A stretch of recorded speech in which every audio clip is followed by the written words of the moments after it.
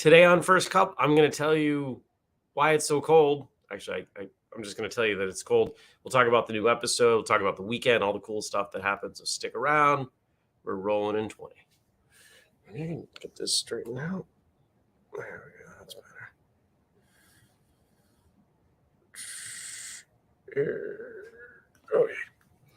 Okay. 3, 2, 1. I didn't even pour my coffee. Good morning, everyone, and welcome. Today is Monday. It is January 24th, 2022. My name is Jeremy, and this is my first cup of coffee.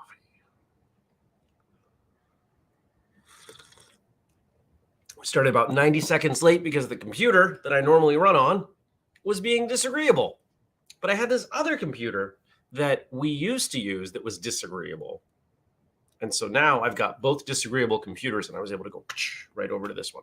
So, I'll figure this out eventually. Hey, you know what? I don't really want to buy like a computer just for this show because it seems wasteful. I will say this computer is newer and faster, and maybe now that I bought it a new power cord, it'll be less grumpy. It used to be grumpy. That's why we switched over to this other one. I don't know, you guys. How was your weekend? Did you stay warm? I sort of did. Good morning, Frank. Good morning, Andy. Good morning, Jenny. See, I'm all off. Normally I would wait. I would say good morning to those people. I would say good morning to all of you, whether you were watching live, later, or perhaps listening. Thank you for joining me, right? Like that whole thing that I normally do. I'm thrown off. I got to look over here instead of over here, which is all weird. Good morning, Mark and Liz and Kelly. Kelly said, sounds like a typical Monday. It does. Things are just all over the place. Woke up. It was cold again, minus 8, 9 here, which pales in comparison to Saturday morning when I woke up, negative 27. That was without wind chill. It was so cold. I went out to start my car because I went over to Kelly's and taught a couple seminars this weekend, which went awesome. We'll talk more about those. But I went out, I started the car about 20 minutes before I had to leave because I knew it was going to take a while to warm up. And the car went, it was not happy about starting up, but it did. And fortunately, I've got things rearranged so I can park in my garage again and shouldn't have to put my car back outside for the rest of winter. Knock on wood. Good morning, Chris. Good morning, Tommy. Good morning, Stacy. Dennis. Look at all these people rolling in. What a good morning. Tommy says Saturday was brutally cold. Yeah, minus 27. That was without wind chill. That was just what was on the thermometer. I cannot remember the last time I saw it that cold on the thermometer. Truly. We will typically get a week, kind of like we're having now. You know, we're minus 5, minus 10. On a really, really rough winter, minus 15, minus 20, minus 27. That's, I don't know. I don't know what to say about that. But what can you say? What can you say about that kind of cold? So it's Monday, new episode. My episode today is with Andrew Marley. I had so much fun talking to Andrew. You know, one of the things that I love about the format of the show is that when we bring a guest on, it can be for any number of reasons. Basically, are you a martial artist who's done something in the martial arts? And we have a really loose interpretation of done something. That could be you've earned your black belt. It could be that you make movies. It could be any number of things. And because of that, we get a really good cross-section of martial arts. Oh, pardon me. We get people who do all kinds of things. People who have been hanging out training for a little bit. People who have been training forever. People who are well-known. People who are not known outside of their school. And I love that. Andrew is not someone who is famous and well known to the rest of the world. He is like most of us. He started training, fell in love with training, kept training. And we have a really good conversation about that and how it's impacted his life, about how he gives back. And I think you're going to have fun. I think actually a lot of you are going to identify with this episode because just the spirit that it came from for him. He just a good guy. I just had a great time talking to him. So it's available now, YouTube, in your podcast feed. Stacy says, we live in Vermont. That's actually how I hashtagged a few posts this weekend. I was about to say, what was I going to say? Oh, shoot. Oh, and for some reason, I cannot explain, Saturday was our best day of podcast downloads ever. Ever. Like ever. Friday was almost there. When I looked yesterday, it had faded, but it was still double what we normally do. It's very weird. There was a weird blip this weekend. I can't explain it. I looked on iTunes to see if they had put us in new and noteworthy again, because sometimes that happens. Wasn't that? I couldn't figure out that if it was anything from Spotify. It was just kind of all over the place. Somehow, a bunch of people downloaded our stuff. I don't know. Not complaining, just confused. We'll see what happens with today's downloads.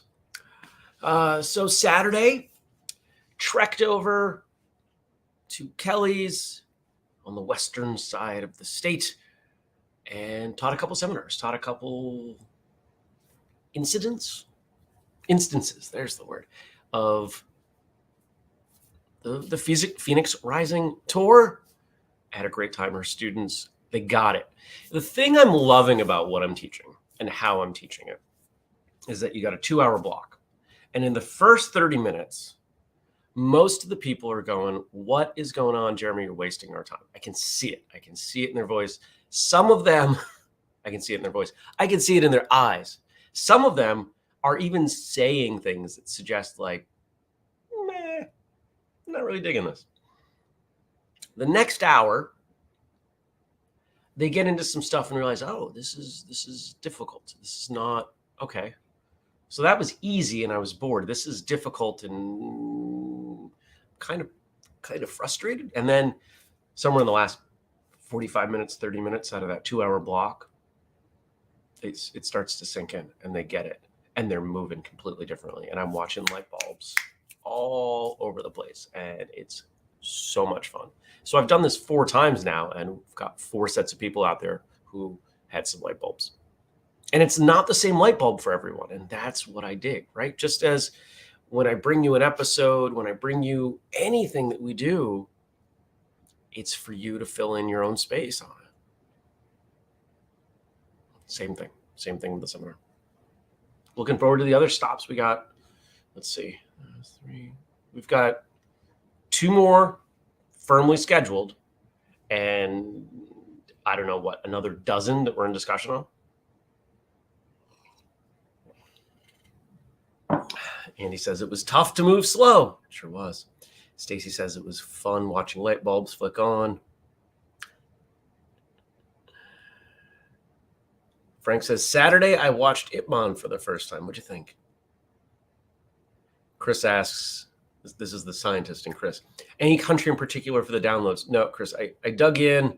It was distributed as it would have been typically. You know, our standard countries, US, Canada, UK, Australia, a little bit of New Zealand, right? Like English-speaking countries. It was distributed across download platforms, primarily Apple products, as it usually is, Spotify being number 2. And it was distributed across episodes. There was no one anything. There's nothing I can point to the point where I wrote to, we use Libsyn to host our podcast. I wrote to Libsyn because they've made some changes recently, which are actually really nice. And I wrote to them and I said, hey, are stats broken? Stats broken? Because, we just had a month's worth of downloads in 3 days. Just curious.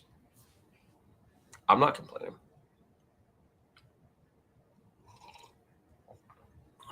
Frank says he loved the movie. Good. Glad to know. I really enjoy that movie. I think it's a good movie. So what else did I do this weekend? So that was Saturday. Afterwards, had the chance, went and had some food with Kelly and Andy and Stacy and Craig, and we had a great time. I want to shout out one of Kelly's students for the most Vermont thing, and I love this. This is why I live here, right? Somebody that I know a little, just because she's been around. Her and her family raised chickens, and she gave me some eggs. Here, our chickens made these eggs. Yes, awesome.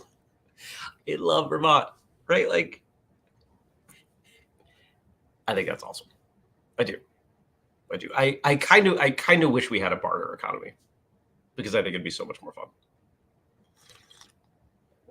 What can you do? I grow eggs. Here's some eggs. What can you do? Looking around, I grow plants. I could barter plants. Anybody interested in a spider plant? How about an 8-foot avocado tree? Yeah. At some point, I think I'm going to have a plant sale, because there's just too many plants. I watered them yesterday. It takes forever. Okay. What else happened this weekend? Went to Costco. Cleaned. Arranged. I'm looking around to see what. Oh! I left these here because I wanted to open these.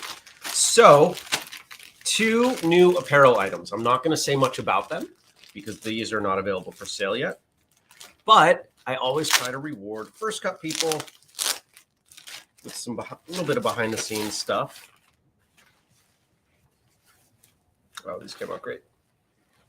You ready? You ready? You're going to get like 3 seconds with this.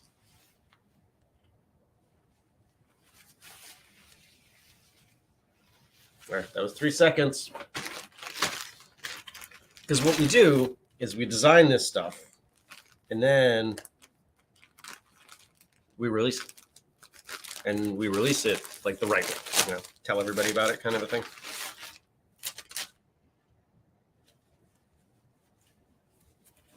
Number 2. That's it.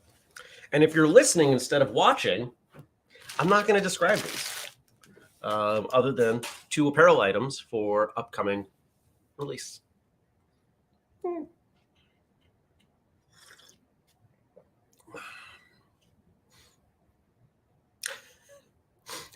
Stacy says, yes to plants, but not until it's warmer to transport.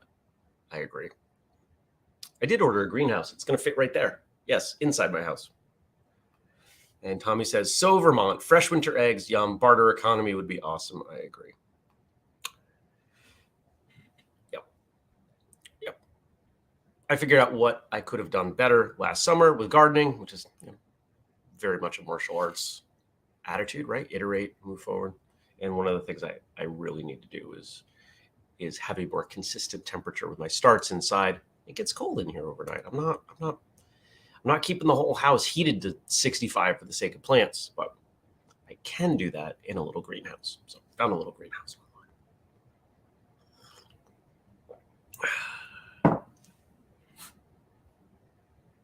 Kelly says, I actually do some bartering with students, and yes, some of it's for eggs. That's so cool. That's great. I think it's nice that we do stuff, we make stuff, we produce stuff, whatever it is, right? Like having the ability, whether it's your primary gig or something on the side, to have some skills that you can fall back on, even if it doesn't pay all the bills, even if it's, a hobby that puts a couple dollars in your pocket. I think that's a good thing.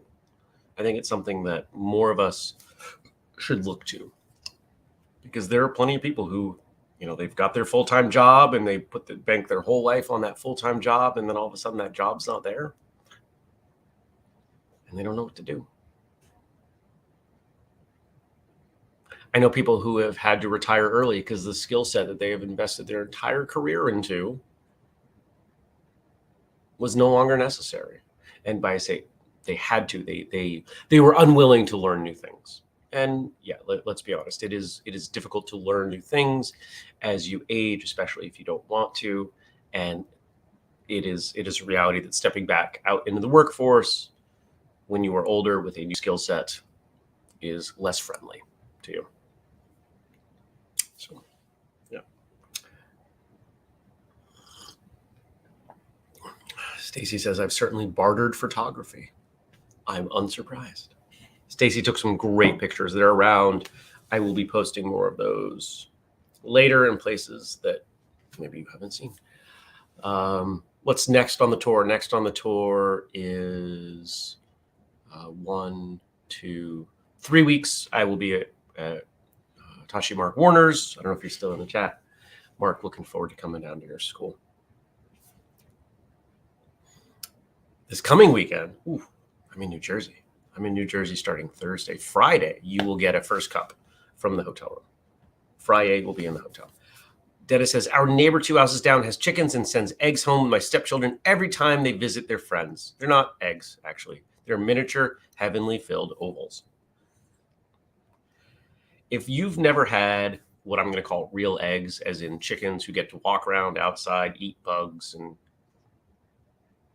the majority of their food is from what they scrounge off the ground, you haven't had eggs. The stuff at the store, you're like, oh, that yolk is yellow. If you know, it would be a fun series. People who think food is one thing, because they live in the city, they haven't been out of the city, they're used to what they get from the store, being exposed to what I would think of as food, right? Like they crack open an egg, and if you know, like that bright orange yolk, and they look at it, why is it orange? Because that's what it's supposed to be.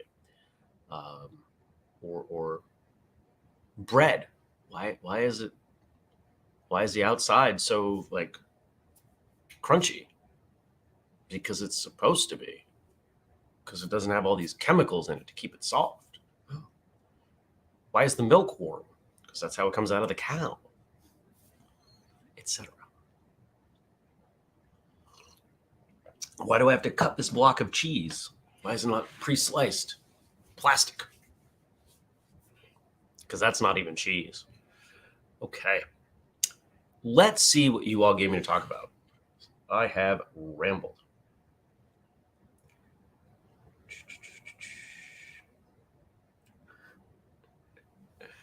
Okay.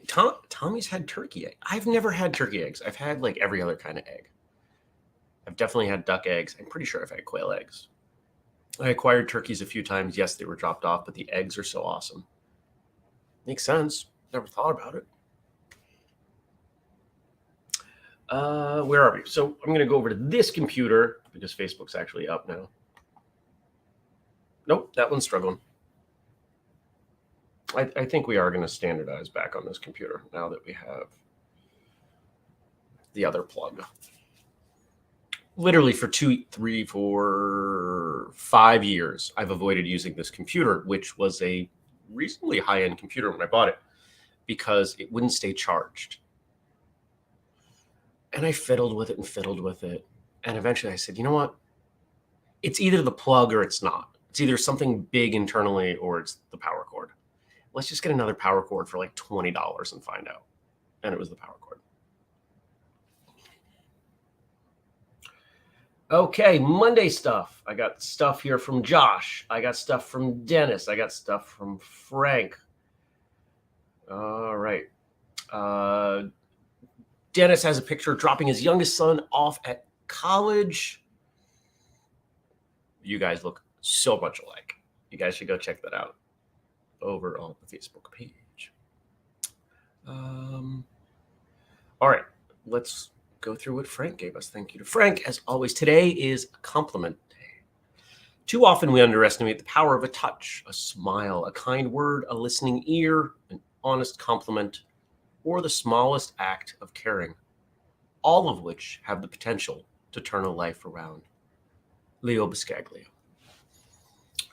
One of my core philosophies is to offer the level of compassion to everyone I meet. This is a goal. I fall down on this constantly, but I try. I try to give them as much compassion as I would if I knew they were contemplating taking their life. And a lot of that fits in.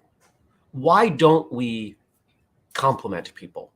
Why don't we say, hey, you look nice? Especially as a man, right? In Western society, we were conditioned at a young age not to be complimentary to other men, other boys, which sucks. Most of the guys that I spend time with are willing to break that rule. Because as a young child growing up in the 80s, there was no gap between you either had to be a jerk or you were labeled a homosexual. And I knew that I was not homosexual, so I was told I had to be a jerk. And then as I got older, I realized, oh, there's all these shades of gray in between. I can be a nice guy and still, be who I am. Wow. Not every guy got that message. But you know what? I'm gonna be honest. Dennis is someone who I look up to in this way because he models this behavior very well. He's incredibly complimentary, very kind, very respectful. You feel good being around him. So, shout out and thank you to you, my friend.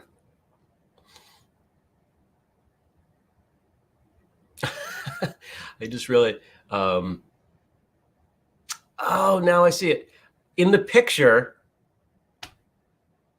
Dennis's kid has his copy of 12 Months to Health on the desk. That's cool. That's so funny. I missed it. You even wrote in it. You even put a red arrow on the photo. I missed it the first time. The other piece I want to stack in, and this could go to any of these quotes. Most of us know what I would assume all of us know what it's like to have a rough day, bad day. Have you ever had someone say something nice to you, just offhandedly? They didn't know you were having a rough day, and just the way it hits, you're just like, I needed that. I really needed that. And it feels like the burden, the stress just got a little bit easier. I like throwing those out. I try to be nice to people. And honestly, the older I get, the more I am willing to just plow through and just say, you know what? This thing you're doing,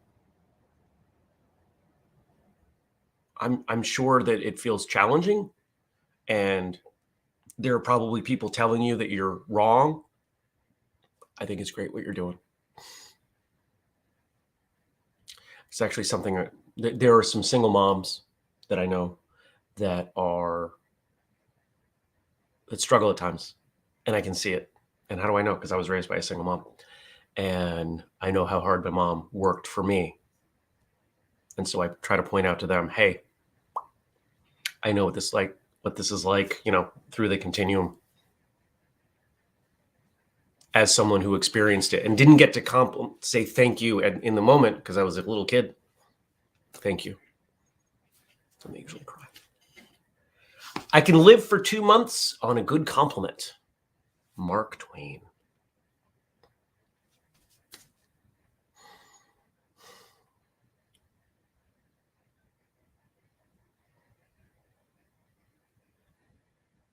There are, I just phased out a little bit because is it snowing? Can't be snowing. It's too cold. Yes, for those of you who don't live where it snows, it can be too cold to snow. We actually will say, oh, it must have warmed up. It's snowing. Yeah, that's the thing. I've been pretty open that last year was a really, really tough year. And I had the chance to finish out the year talking to one of my I don't know if I can call him a mentor because I had just met him. My conversation with Dan Millman happened at the end of 2021. One of, if not the best things to happen to me in 2021. And there are some things that what we had about 15, 20 minutes of conversation after the episode. And that Only a few people have had the chance to listen to that. That's not going to go out publicly, of course, because we don't do that. But there are some things that came out of that bit of conversation that I've really held on to. So, yeah, a compliment can sustain you for a long time.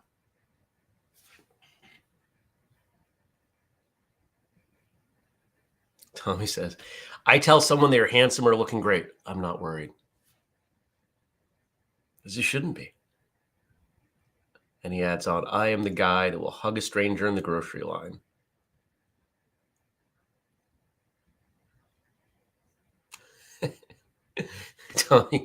Tommy gives us another Mark Twain quote. Politicians should be changed as often as a diaper, and basically for the same reason. I've read that. I've seen that one before.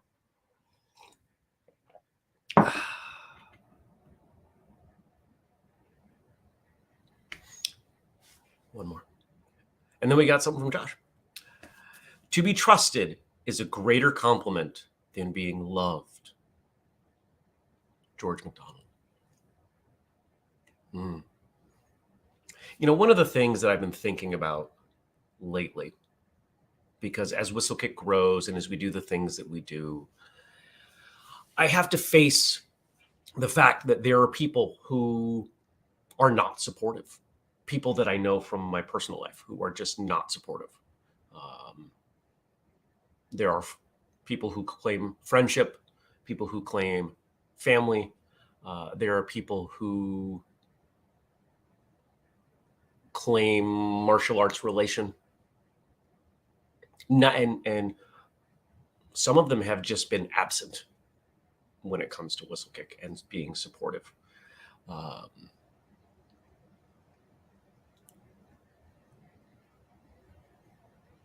And that hurts. And that usually leads me to the next thought of, am I missing something? Am I lacking something, right?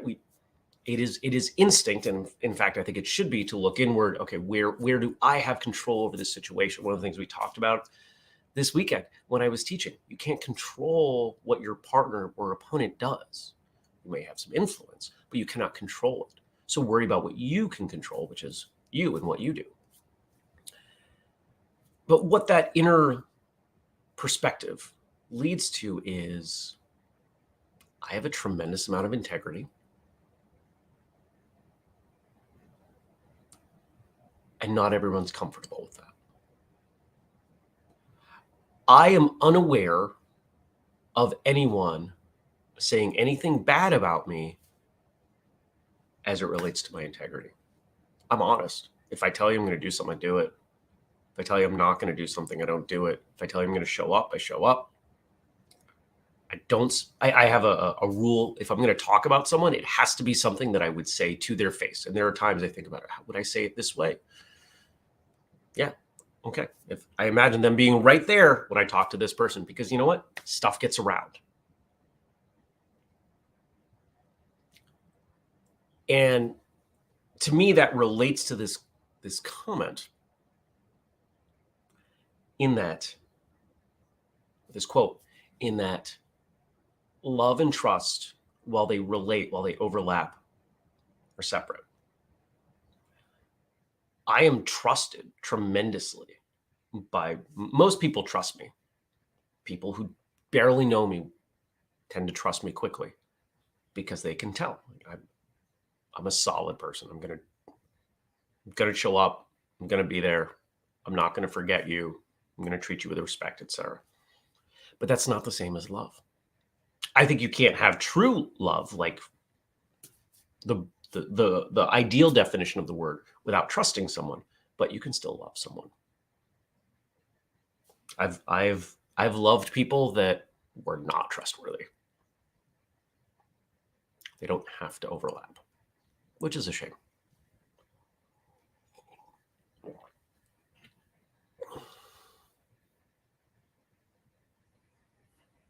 All right. And now Josh asks, shout out to Josh Blum. Besides this show, do folks have any parts of their morning routines that are special? Do y'all incorporate martial arts in the morning wake up routine, for example? Well, my morning routine is pretty simple, and while I'm running through it, I'll let you all chime in. I wake up, use the bathroom, drink half a liter of water.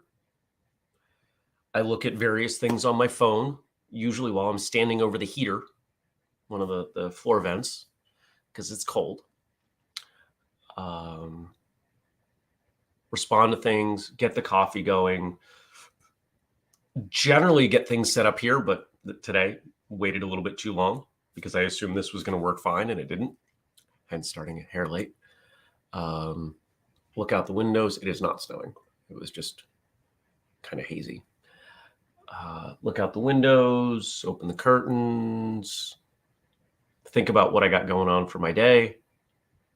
I make coffee, sit down, talk to you. When I'm done here, I have a news routine set up on my smart speakers. I listen to that while I clean up the, pick up the coffee and everything, and take a look at what's going on and when. My first meeting today is, I believe, at 9:30. So I'll do a little bit of work, make some breakfast. I'm out of bacon. I'm going to cook some more bacon. Bacon was lunch on Saturday. And just kind of move gently into my morning. Days that are not Monday, because I've learned I need to kind of ease into Mondays. Days that are not Monday, I might hit my desk as early as 7:30. If there's something that I really want to get done, because I know like that first hour or two of my morning, that's when I'm best able to tackle challenging stuff. I can't tackle challenging projects at 2:33 if I'm trying to figure out like how do we slice this? How do we attack this thing here? That's got to happen early. So I would call that part of my morning routine. Tommy says mine is coffee and Tai Chi or doing forms slowly and revolve all that around the dogs. And I want to read this from Liz. This goes back to talking about love and trust.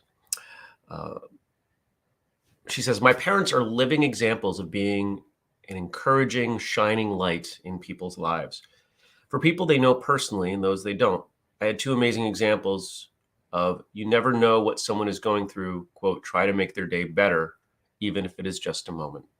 And I've had the pleasure to talk with Liz's parents on numerous occasions, and they are wonderful, kind people. Absolutely. We don't all get good rolls of the dice in the family department. But she ended up with two great parents, and I think that's awesome.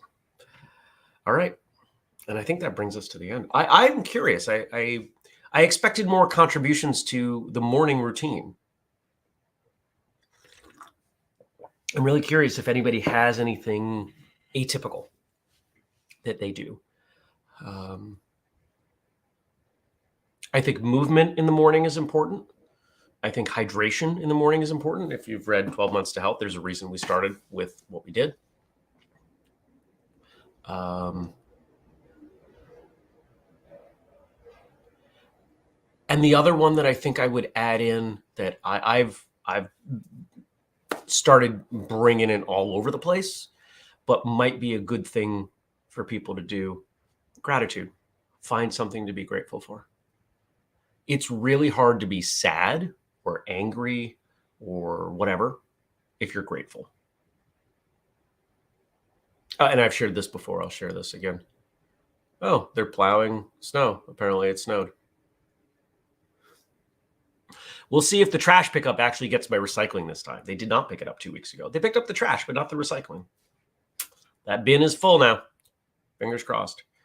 The first thing I do when I wake up, as soon my eyes aren't even open, I attempt to remember to verbalize. The first thing I hear is me saying something like, I'm going to make today a great day.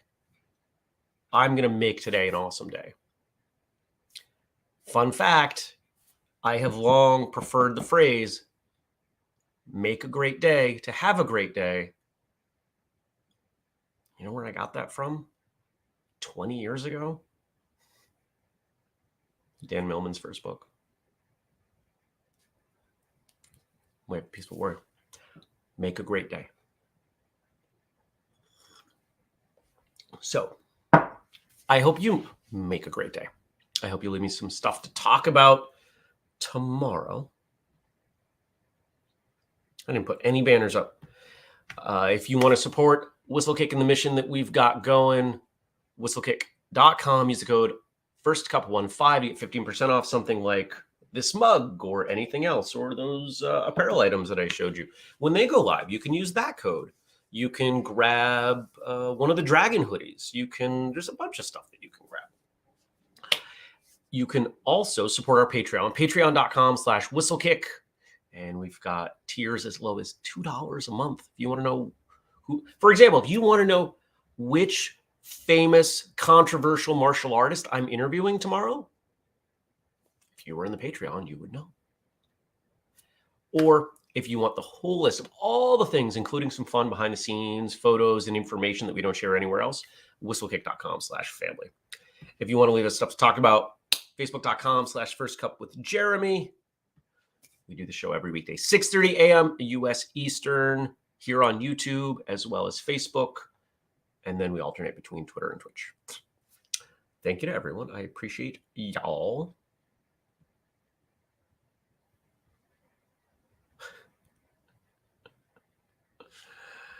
And I'm reading the follow-up here. Stacy says, make a great day. There are no ordinary moments. Kelly says, make a great Monday, everyone. Hugs. Yeah. Take care, everybody. You all rock. And I'll see you back here tomorrow. Peace.